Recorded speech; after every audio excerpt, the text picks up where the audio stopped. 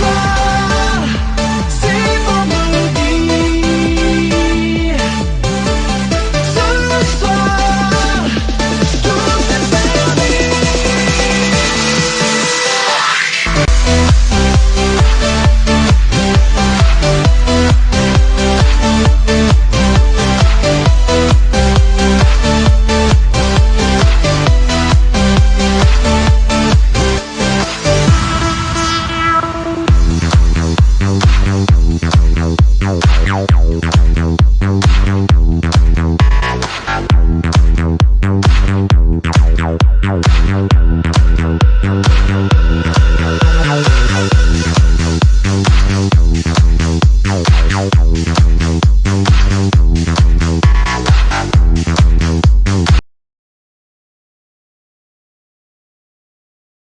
Et vous? Oui, vous là, qui nous écoutez à la radio. On se connaît depuis longtemps, non? On rigole et on pleure ensemble. On vit de grands moments et on écrit l'histoire. Dans cette période particulière, nous sommes toujours là pour vous accompagner et vous pouvez toujours compter sur nous, plus que jamais. On vous divertit et on vous informe quotidiennement sur notre monde qui change.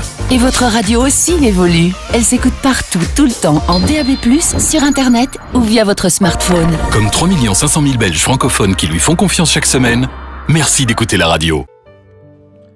La gloire est à toi, Jésus.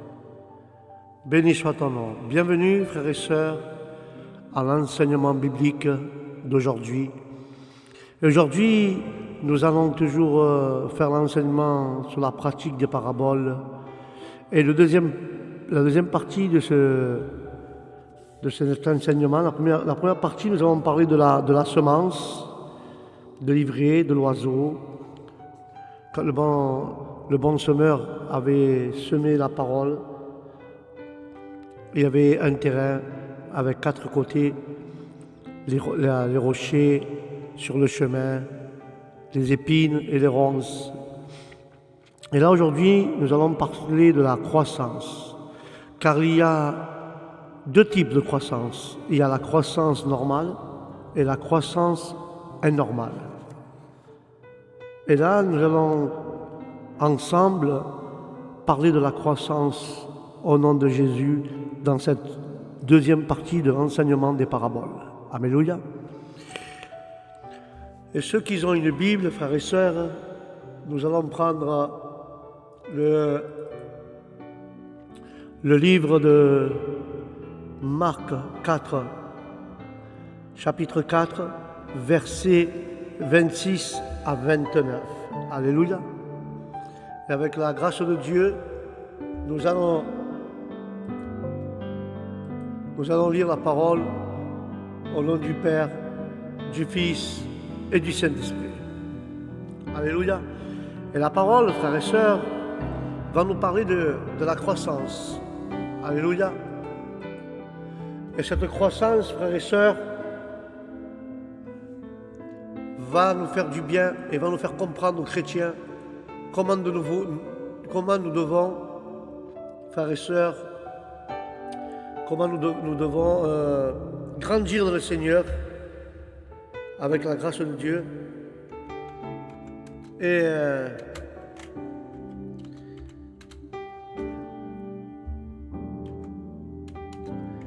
cette parole, je suis en train de chercher, désolé, je suis en train de chercher la parole de ma Bible. Voilà. Alors, livre de Marc, chapitre 4, versets de 26 à 29. Et nous lisons la parole au nom du Père, du Fils et du Saint-Esprit. À partir du verset 26, il dit: il est dit encore, il est du royaume de Dieu comme quand un homme jette de la semence à terre. Et qu'il dorme ou qu'il veille, nuit et jour, la semence germe et croît sans qu'il sache comment. La terre produit elle-même d'abord l'herbe, puis l'épi, puis le grain, tout formé dans un épi. Et dès que le fruit est mûr, on met la faucille, car la moisson est là. Alléluia. Voilà de quoi nous parle la croissance de chapitre Marc, chapitre 4, versets 26 à 29. Et là, nous voyons, frères et sœurs, dans une brève parabole, suit celle du semeur pour nous montrer que la croissance et que pour naturellement le fruit de la vie, la terre produit, frères et sœurs, spontanément du fruit, premièrement de l'herbe, ensuite l'épi, et puis le plein formant dans l'épi. Pas d'effort à faire, pas d'énergie humaine à gaspiller ou à déployer pour à tout prix porter du fruit. Mais il faut laisser, frères et sœurs, la vie agir ainsi. Mais pour qu'elle croisse, la semence a dû germer et prendre racine dans les obstacles, rocs, épines. Être écarté, il s'agit d'entendre ses racines et d'étendre ses racines vers le courant. Alléluia. Il faut étendre ses racines, frères et sœurs, vers le courant.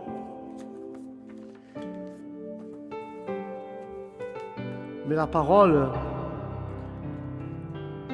Marc est le seul, frères et sœurs, à rapporter cette parabole.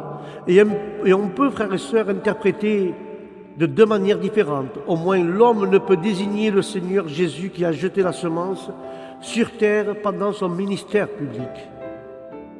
Mais avant de retourner au ciel, la semence germe mystérieusement,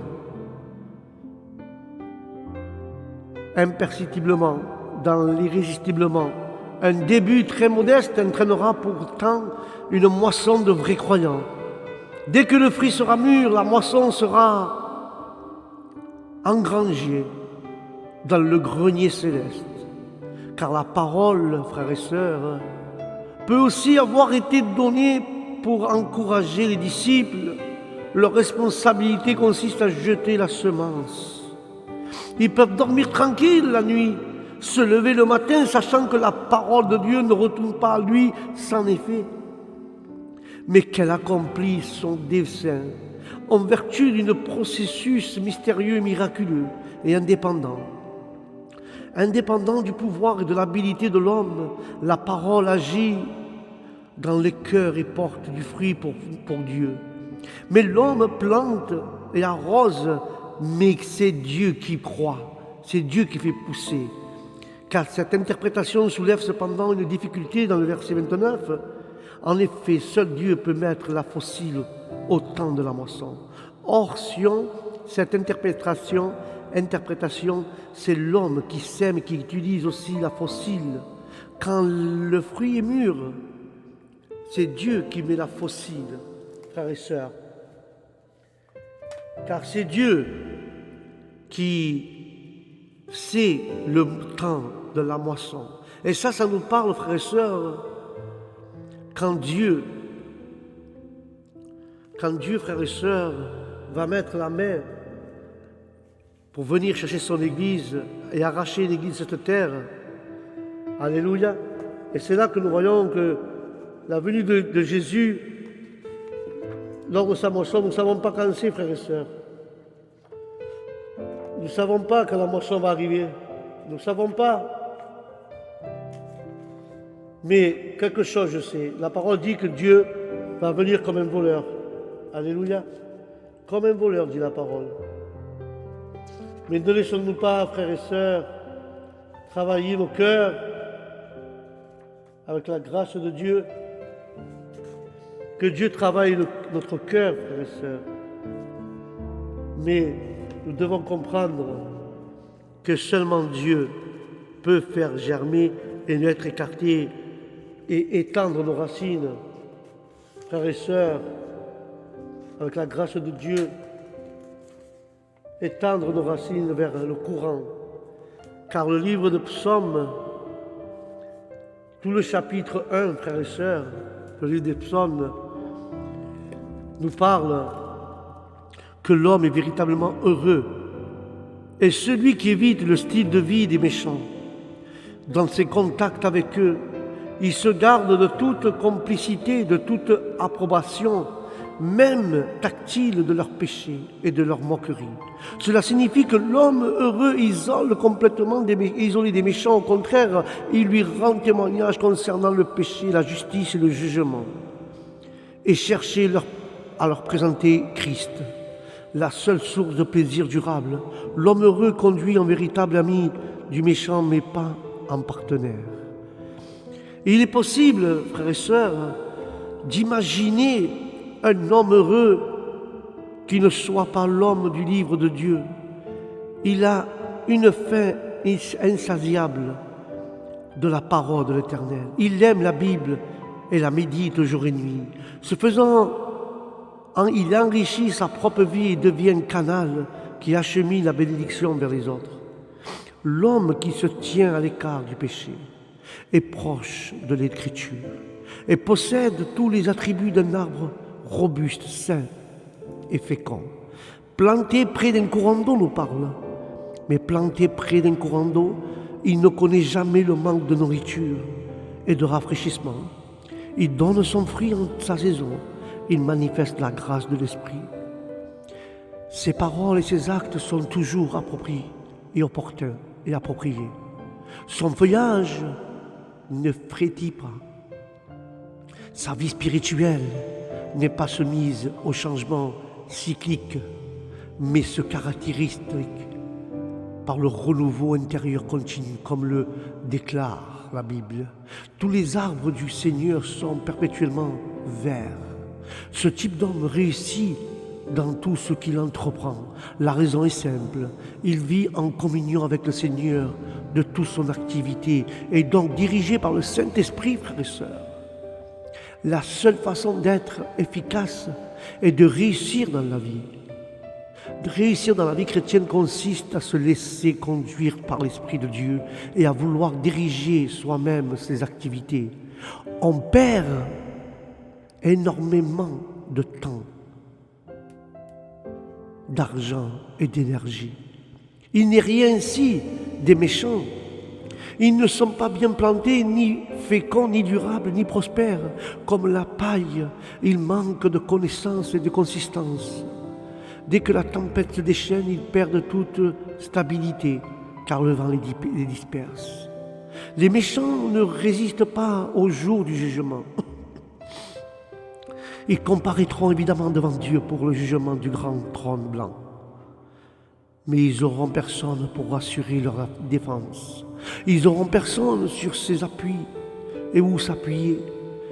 En outre, ils ne seront jamais dans l'assemblée des justes. Ils seront définitivement exclus de la compagnie de ceux qui ont sauvé par la grâce au moyen de la foi par le Seigneur Jésus. Dans quelle raison de ce verset, l'Éternel connaît la voie des justes. Non seulement il est au courant de leur vie, mais il approuve quiconque caste avec la fin d'une vie du péché, c'est-à-dire la mort éternelle. Frères, nous insisterons cependant jamais assez sur le fait que la destinée d'une personne n'est pas déterminée par sa manière de vivre. La question cruciale est de savoir si cette personne est née de nouveau par la foi en Jésus-Christ. Car le juste est celui qui confesse son péché et qui accepte le Seigneur Jésus-Christ comme son sauveur personnel. Car sa vie juste résulte de sa vie nouvelle en Christ. Les pécheurs, ceux qui refusent,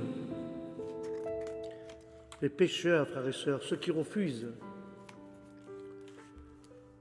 de reconnaître leurs besoins et de fléchir les genoux devant le Seigneur Jésus, ils préfèrent garder leur péché plutôt que de recevoir le Sauveur en faisant et sceller leur condamnation.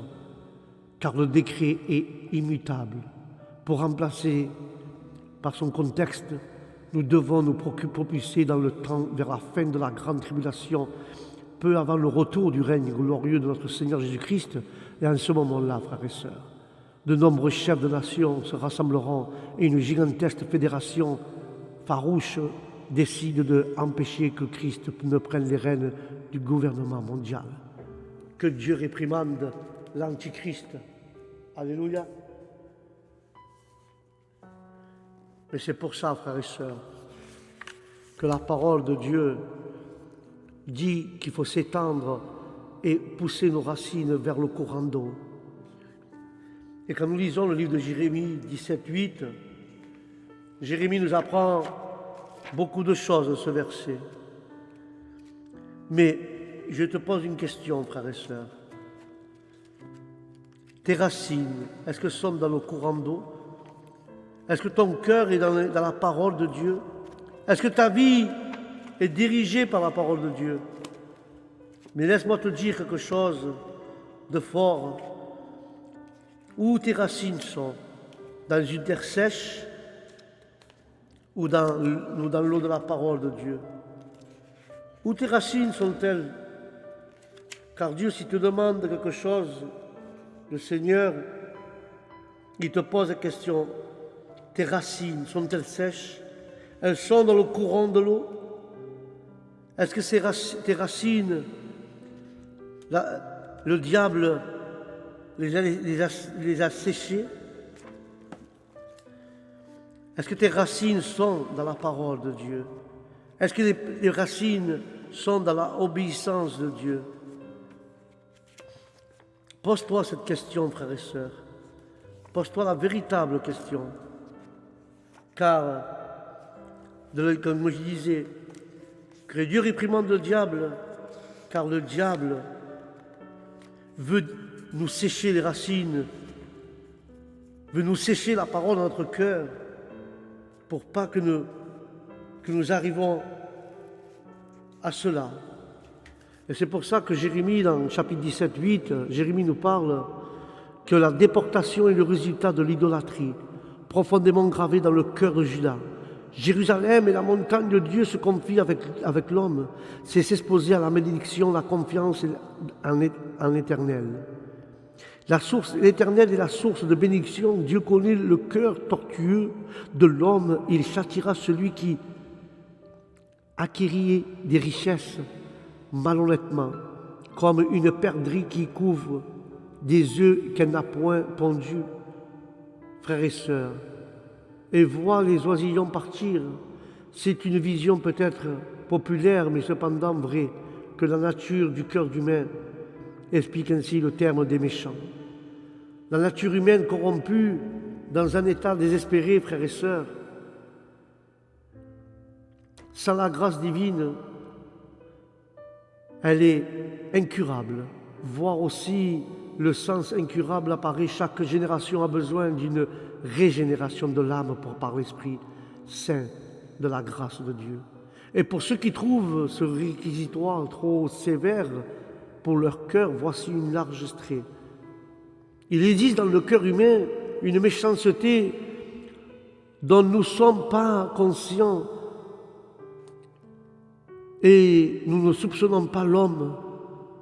L'homme fait souvent l'erreur de croire ou de moins estimer son cœur meilleur qu'il est en réalité. Le cœur est la conscience de l'homme dans son état corrompu, déchu et tortueux, et par-dessus tout, il est fourbe et trompeur. Il est plein de tromperie, comme la tromperie que nous voyons de là. Jacob tire son nom, usurpateur. Il appelle le mal bien et le bien mal. Mais des couleurs de trompeuses. Il y a des couleurs trompeuses sur les choses qui promettent la paix à ceux qui ne l'appartiennent pas. Mais les hommes disent, frères et sœurs, les hommes disent dans leur cœur, fous, permettent que leur cœur de leur murmure qu'il n'y a point de Dieu, où ils ne voient pas, ou qu'ils ne demandent pas des comptes, ou qu'ils auront la paix même s'ils persistent dans la mauvaise voie, frères et sœurs.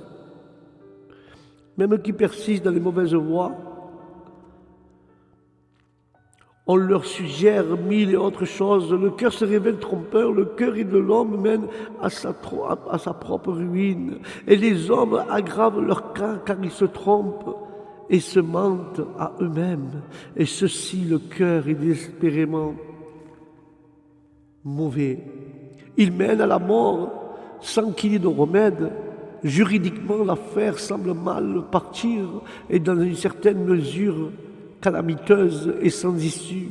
Si la conscience devait être interrogée par les erreurs des autres facultés, et elle est même mère de mensonges et chef de fil de cette duperie qui apparviendra-t-il à l'homme si qui deviendra d'être la lampe du Seigneur donne de mauvais éclairages Et si le mandataire de Dieu est notre âme, défenseur des intérêts de Dieu, les trahit, la culpabilité du cœur est telle qu'il est légitime de se demander qui peut le connaître, qui peut décrire la méchanceté du cœur de l'homme. Alléluia, qui peut décrire cela?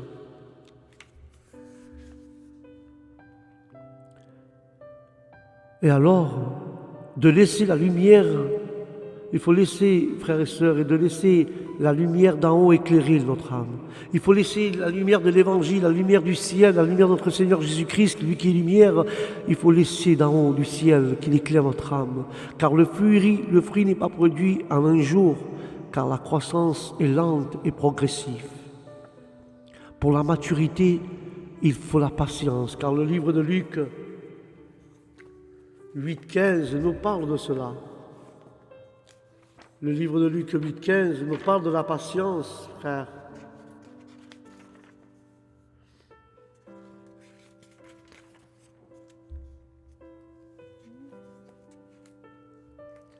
Car le Seigneur ne livra le sens de la parabole qu'aux disciples qu'ils avaient déjà accepté l'enseignement reçu.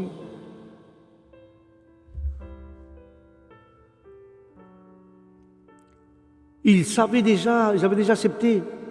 Ils pouvaient donc en recevoir plus. Jésus expliqua que la semence représentait la parole de Dieu, autrement dit la vérité de Dieu, c'est-à-dire son propre enseignement.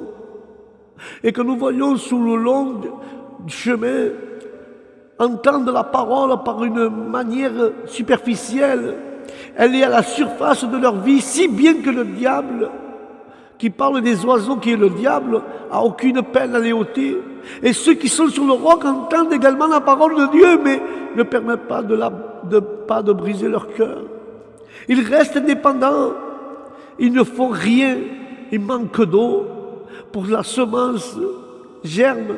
Pour que la semence germe, celle-ci sèche et meurt. Peut-être dans un moment d'enthousiasme, ont-ils fait une belle profession de foi, mais il n'a pas de consistance, ils sont manifestés d'une apparence de vie, mais ils n'avaient pas pris racine. Dès que les difficultés ont surgi, ils ont renié leur profession de foi chrétienne. Ceux qui reçoivent la parole dans un sol épineux sont ceux qui semblent bien marcher pendant un certain temps, mais leur incapacité persévère prouve qu'ils ne sont pas des croyants authentiques. Les soucis, les richesses, les plaisirs de la vie reprennent le dessus et étouffent la parole. La bonne terre, frères et sœurs, correspond aux vrais croyants.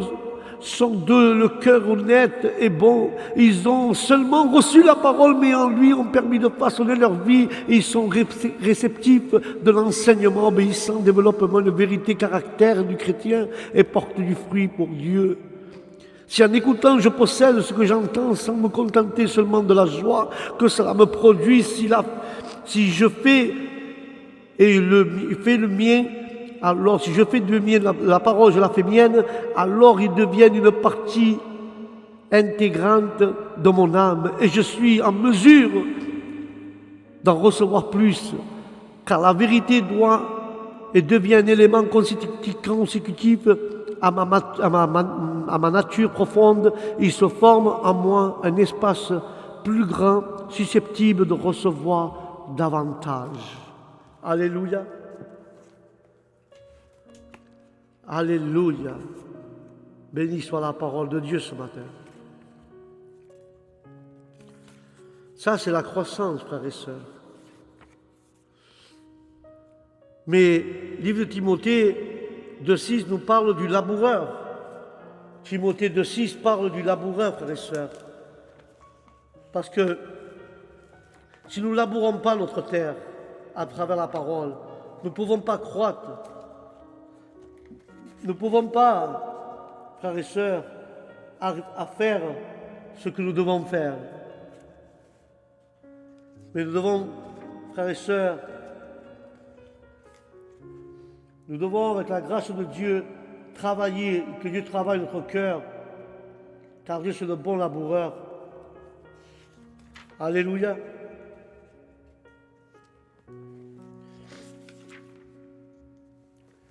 Car dans Timothée 2,6, il parle du laboureur qui à peine doit être le premier à recueillir les fruits. Selon les principes les plus élémentaires de la justice, celui qui travaille de la fructification a un droit prioritaire pour consommer sa récolte. Tout en admettant que cette traduction est possible. Les commentaires suggèrent que le sens du passage et le laboureur doit travailler afin de pouvoir profiter de sa part de récolte. Aussi traduit-il, il faut que le laboureur travaille premièrement pour qu'il jouisse du fruit, pour qu'il jouisse des fruits. Ceci maintient l'idée de nécessité. Le soldat doit souffrir, l'athlète doit respecter les règles et le laboureur doit travailler durement au nom de Jésus. Alléluia. Le laboureur travaille premièrement, car le livre de Jacques 5,7 nous parle, il attend le fruit précieux de la terre. Il attend le fruit précieux de la terre si nous prenons et si nous pensons que le laboureur est notre Seigneur et le divin laboureur. Car Jacques 5,7 nous parle de ce fruit. Jacques 5,7, frères et sœurs, nous parle de cela. Car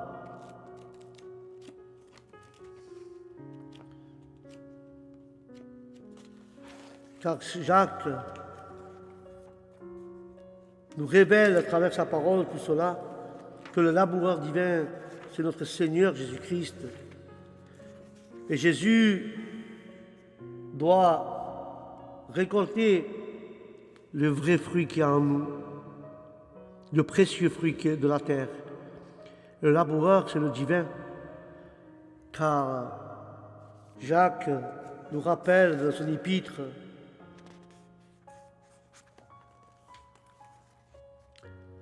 quand Jacques dit cela, s'adresse maintenant aux croyants opprimés et les encourage à être patients, car la raison de la patience est l'avènement du Seigneur, ce qui peut refléter soit l'enlèvement, soit à la venue du Seigneur pour régner. Ces deux temps particuliers sont cités dans le Nouveau Testament pour encourager à supporter patiemment. Le laboureur illustre le besoin de la patience. Il ne moissonne pas le jour où il semence. Une longue période d'attente s'écoule entre les deux opérations. Viennent tout d'abord les pluies de la première saison, puis celles de l'arrière-saison. Est nécessaire pour permettre à la récolte de bien mûrir, car certains voient dans ces pluies de la première et de l'arrière-saison une promesse de la bénédiction de la Pentecôte au début de l'histoire de l'Église et répéteront en vain le retour du Seigneur dans le Nouveau Testament. Mais le Nouveau Testament ne semble pas valider une telle attente. Cependant, rien ne nous interdit de rechercher le reste des croyants fidèles, zélés pour Dieu et désireux d'évangéliser le monde. Quelle meilleure façon a-t-il d'attendre le retour de notre Sauveur? Quelle façon, frères et sœurs, d'attendre le retour de notre Sauveur? Car Jésus est notre Sauveur. Mais le livre d'Isaïe 53, il ajoute qu'il verra du fruit du travail de sa labeur et de son âme. Ça, c'est la croissance normale. Et nous voyons aussi la croissance anormale, le grain de moutarde, une plante habituellement petite de taille, mais à peine un buisson, a pris sa croissance et devient un arbre de sorte que les oiseaux du ciel viennent et demeurent dans ses branches. Indépendamment de sa portée prophétique, car au développement de la chrétienté dans le monde, cette parabole contient-elle pas un avertissement pour nous de ne pas vouloir nous élever ou dominer ou nous placer au-dessus des autres, devenir un grand arbre. Tels les oiseaux, les branches, l'ennemi aussitôt aurait au fait de s'introduire en amenant des funestes résultats dans la vie de celui qui a voulu s'élever au-dessus de ses frères. Car ceci nous parle du levain. Car dans l'offrande de gâteau, aucun levain n'avait placé. Dans l'offrande de gâteau, aucun levain n'avait place. La fine farine nous parle avant tout de Christ. Le levain de la femme prend et cache des fausses doctrines ou mauvais enseignements concernant sa personne. D'ailleurs, le levain est figure du mal moral, comme aussi doctrinal. Il produit cette enflure intérieure de la chair, du moi et moi et moi. Et le moi, frères et sœurs, qui conduit soit à l'hypocrisie, car le levain des pharisiens, soit à la corruption danger. C'est un danger autant plus grand qui s'entend et qui s'étend rapidement. La pâte tout entière va s'étendre à la corruption. Alléluia. Et c'est pour ça, frères et sœurs. C'est pour ça que nous devons faire attention, avec la grâce de Dieu, que notre orgueil ne s'enfle pas. Que notre orgueil, Dieu le réprimande et l'arrache de nous. Que notre orgueil, que Dieu nous aide. Alléluia. Que Dieu nous aide, frères et sœurs. Car notre orgueil peut nous amener à la mort éternelle. Parce qu'Isaïe le dit clairement dans 53:11, Isaïe dit une parole qui a touché mon cœur.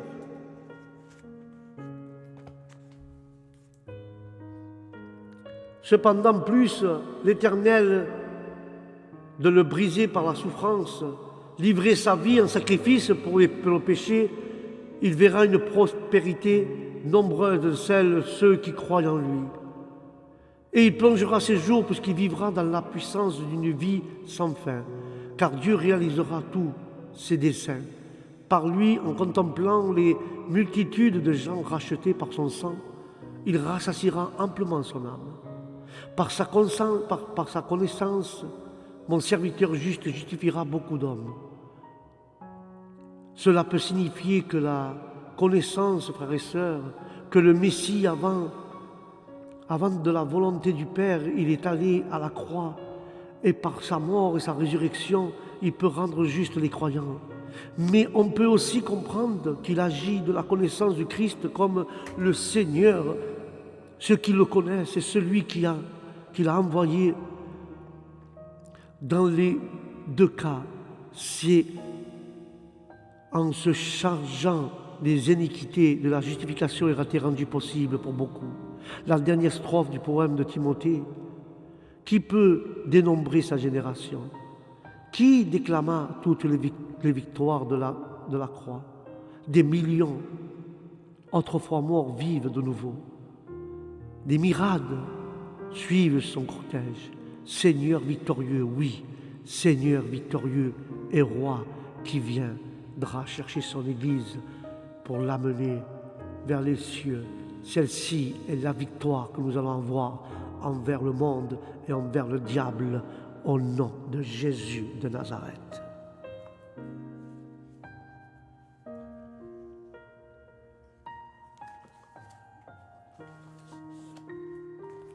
Et Matthieu 13, 31, nous allons voir quelque chose dans ce livre de Matthieu 13, 31.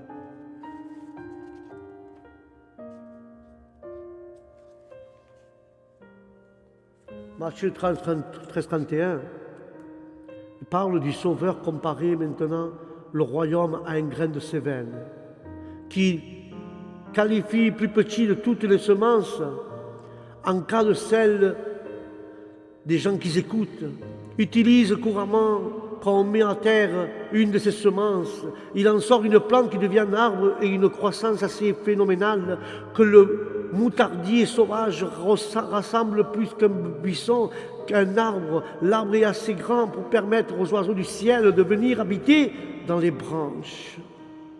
La semence représente les humbles débuts du royaume. À l'origine, le royaume était relativement réduit et préserve dans sa pureté à cause des persécutions, mais sous la protection de l'État, il connut une croissance anormale.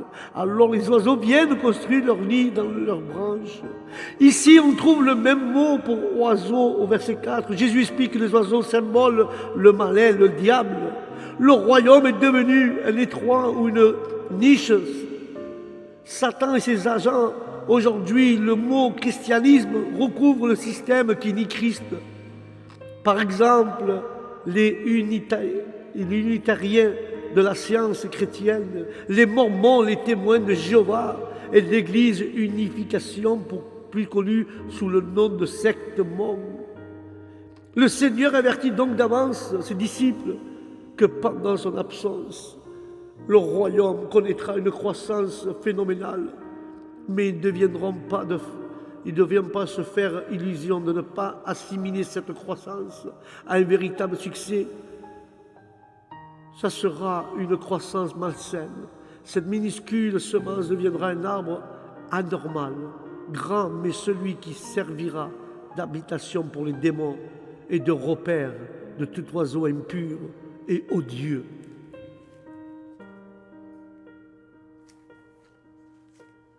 Il faut faire attention, frères et sœurs. Très attention.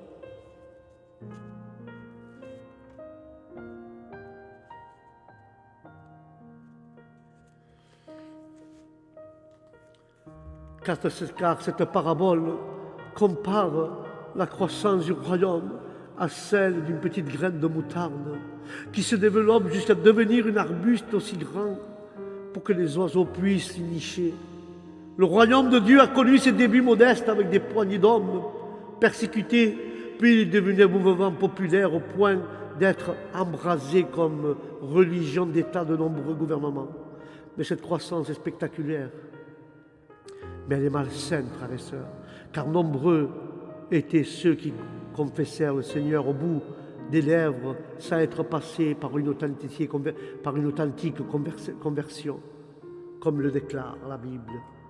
Tant que l'Église portait des cicatrices, elle progressait. Le jour où les chrétiens ont commencé à porter des médailles, leur ferveur est éteintée. L'Église était plus forte lorsque les chrétiens étaient donnés en pâture aux lions et que lorsque munis de leur carton d'invitation, ils prenaient place dans la tribune officielle. La Cévenne représente donc la chrétienté de nom. Elle est devenue un perchoir où ils prennent place toutes sortes de faux docteurs et constitutive la forme extérieure du royaume telle qu'elle existe aujourd'hui, frères et sœurs. Nous devons faire attention. Nous devons faire attention à cela, frères et sœurs. Car c'est très dangereux que personne te convoitise ni te séduise.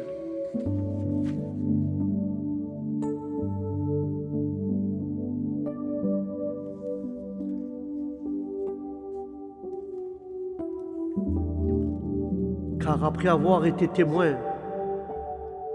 de cet extraordinaire miracle de guérison, le peuple aurait pu se demander si le royaume n'allait pas être inauguré immédiatement. Le Seigneur dissipa leur illusion en leur racontant deux paraboles destinées à décrire la forme du royaume de Dieu. Dans l'intervalle du temps qui sépare le rejet du roi et son retour sur la terre, pour établir son règne, il représente la croissance de la chrétienté, qui englobe aussi bien les chrétiens de nom que les vrais enfants de Dieu. Jésus compare d'abord le royaume à un grain de moutarde, l'un des plus petits semences jetées en terre. La graine donne naissance à un buisson, mais non à un arbre. C'est pourquoi il déclare que la plante se développe et devient un grand arbre. Il souligne son développement très anormal, car le buisson devient si grand que les oiseaux du ciel peuvent nicher dans leurs branches. Par ces mots, Jésus indique que le christianisme eut des débuts des modestes comme la petite graine, mais son développement est devenu populaire dans la forme que nous lui connaissons aujourd'hui. Le christianisme comprend tous ceux qui ont déclaré soumettre au Seigneur, qui soient nés de nouveau au nom. Les oiseaux du ciel sont des vautours, autour des oiseaux de proie. Ils symbolisent le mal et illustrent le fait que le christianisme soit devenu le repère de nombreuses formes de corruption. Et cela, frères et sœurs, nous devons faire très attention à cela. Nous devons faire très attention.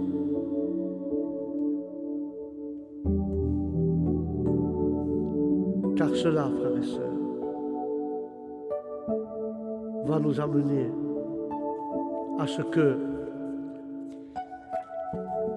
nous allons nous nicher dedans, car cela, frères et sœurs, nous apporte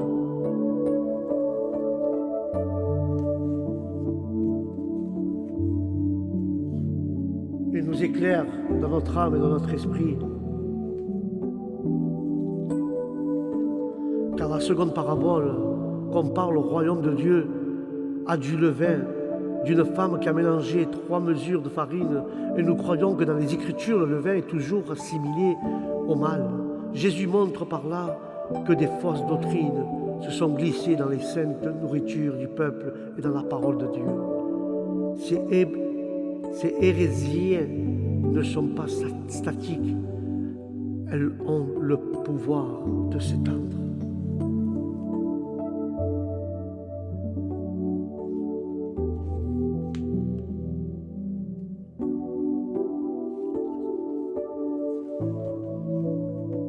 Alléluia.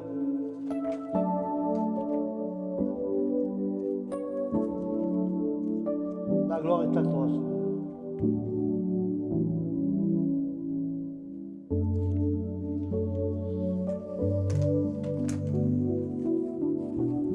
La parabole du levain, frères et sœurs. Le Seigneur Jésus compare comme le royaume de Dieu, comme le royaume.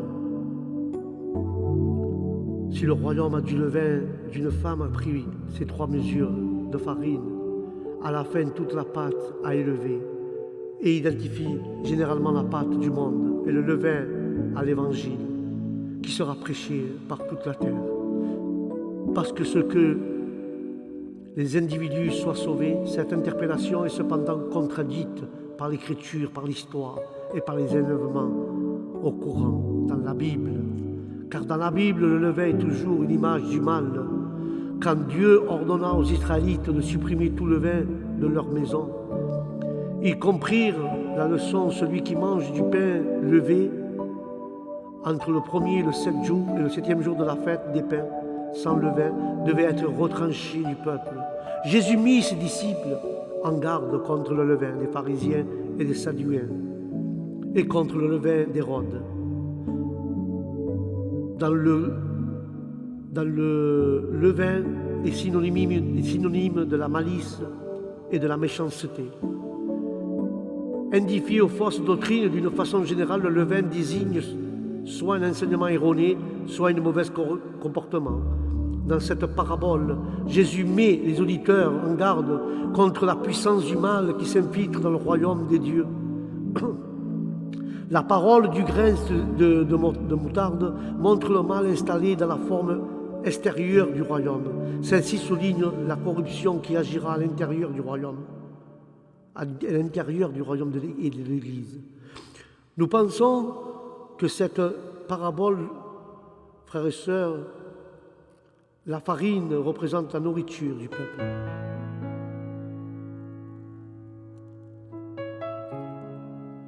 La farine représente la nourriture du peuple de Dieu telle qu'elle se trouve dans la Bible. Le levain désigne toute leur mauvaise doctrine. La femme est une fausse prophétesse qui enseigne et séduit. N'est-il pas significatif que de nombreuses sectes pernicieuses aient été fondées par des femmes, car la Bible leur interdit d'enseigner dans l'Église.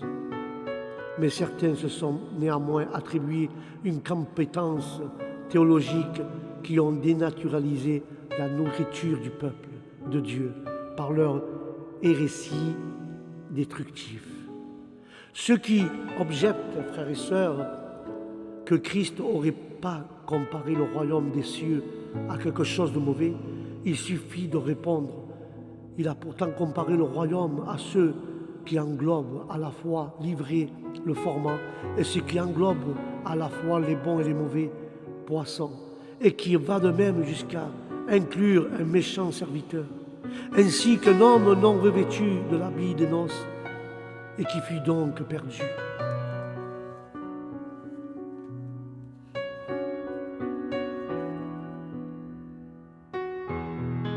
Nous voyons que le levain est une figure du mal moral.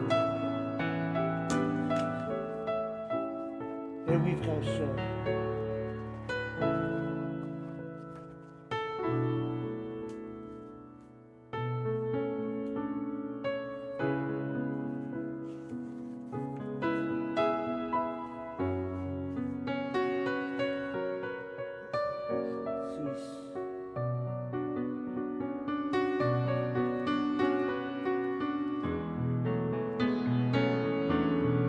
la gloire est à toi, Seigneur.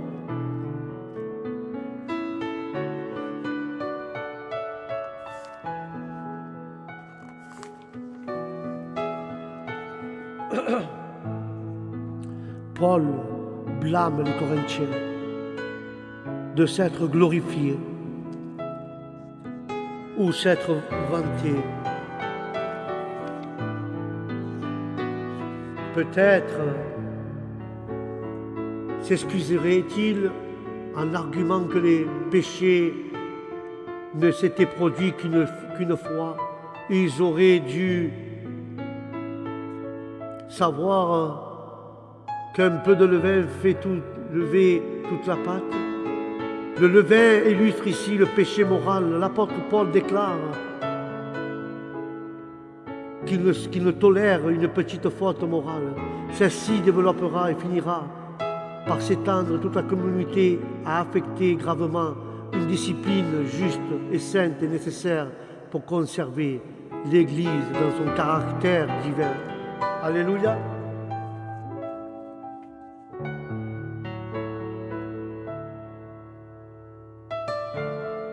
La gloire est à toi.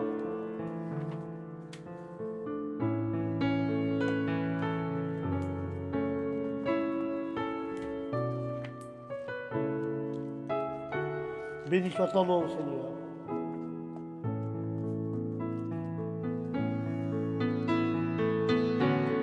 La gloire est à toi, Jésus.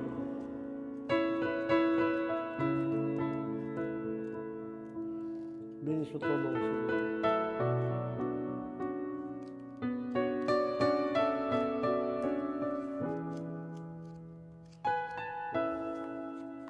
Je vais conclure avec cela, frères et sœurs.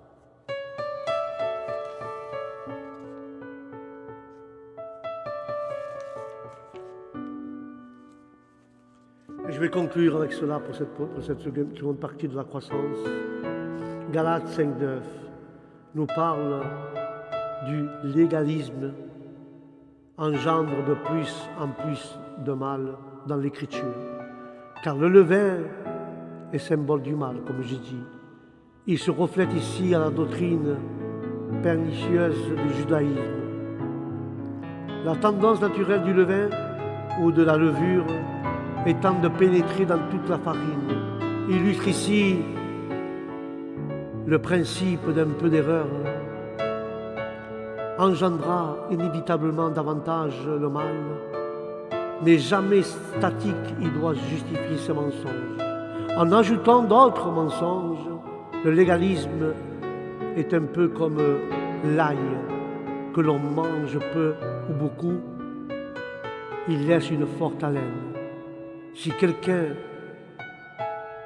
ou si quelques membres d'une église croient à une fausse doctrine de plus en plus adepte, les suivront au moins que des sévères mesures ne soient prises.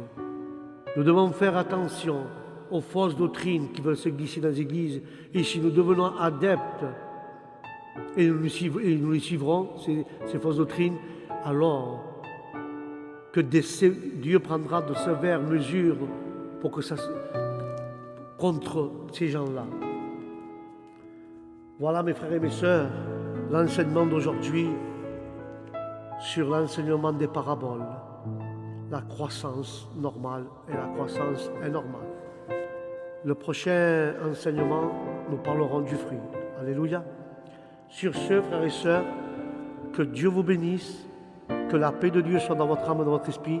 Et je vous dis au prochain enseignement biblique, que la paix de Dieu soit dans vos maisons, au prochain programme. Shalom.